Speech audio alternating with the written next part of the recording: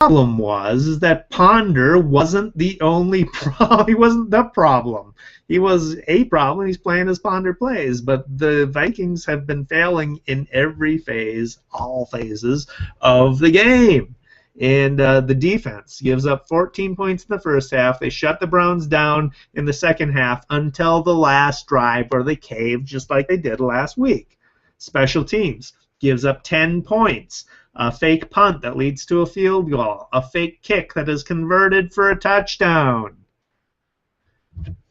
The offensive line, Adrian Peterson, our best player, ran 88 yards on 25 attempts with 1 touchdown. He had 1 long run of 9 yards. The offensive line is not paving the way for Adrian Peterson the way they have since he came into the league. I mean, last year, obviously, he had a record-setting year, and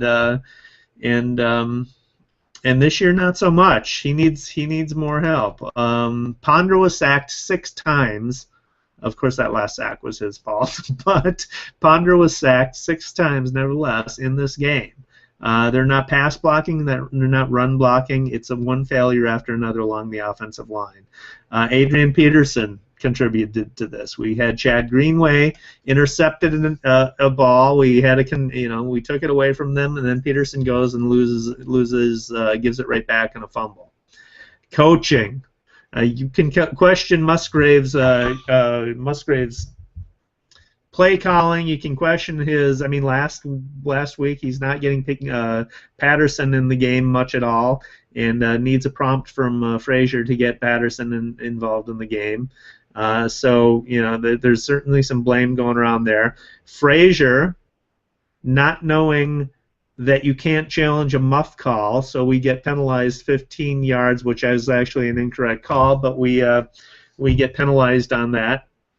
That puts us in a bad spot because he doesn't know the rules, and there are too many rules, but nevertheless, that's his job.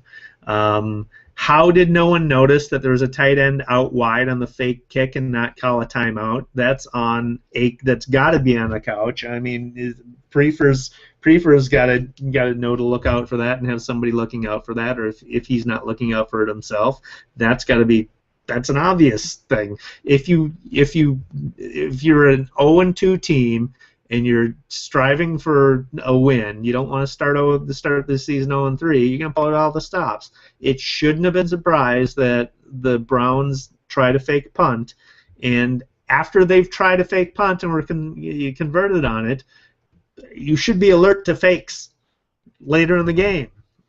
So that's just not acceptable. The defense, though, has been horrible. The strength of this defense is our offensive, or our front four, our rushing, and I think they are getting pressure. It's just that teams are adjusting to the Vikings by throwing quick passes and screens, and the rest of the defense can't handle it. So our linebacking core is not up to snuff. Our cornerbacks aren't up to the task. Greenway has struggled for the first 2 games. This was a much better game on Greenway's part this week than the previous 2 weeks. Henderson should be called Velcro. The guy just sticks to a blocker comes up to him. He absolutely sticks to him. Henderson can't shed blots for crap. It's ridiculous. Bishop, for the limited number of snaps he continues to play well, he ought to be getting more snaps. He's much more of an asset than what we've got on the field in the linebackers core. Chris Cook, 3 snaps and out with a groin pull. The guy cannot be. I mean, when he's in, he's great, but he can't be depended upon. The guy is earning the label of injury prone.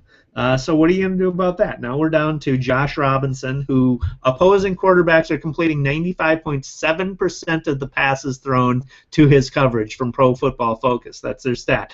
8 of 9 passes thrown this week were completed in his coverage.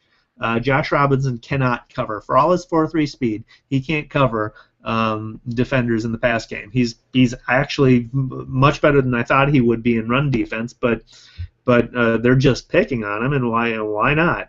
A.J. Jefferson, who last season was always in position but didn't make the plays, this season is not even in position. So Cook goes out, they put A.J. Jefferson in his place. He promptly gives up a third down conversion on a crossing route by a tight end by missing the tackle. So the tight end comes crossing the crossing route, he dives and misses, and the guy converts a third down.